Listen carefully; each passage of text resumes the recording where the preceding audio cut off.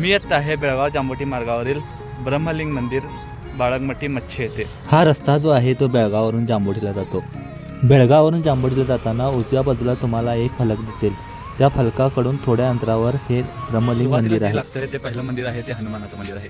त्यानंतर ते लांबून जे दिसत आहे ते ब्रह्मदेव मंदिर आणि इकडं हे गणपतीचं मंदिर आहे. चला तर मग पहिला जाऊन हनुमानाचं दर्शन घेऊया. मंदिरामध्ये एक छोटीशी हनुमानाची मूर्ती आहे. हनुमानाचं दर्शन घेऊन आत्ता आम्ही निघालो ब्रह्मलिंग मंदिराकडे.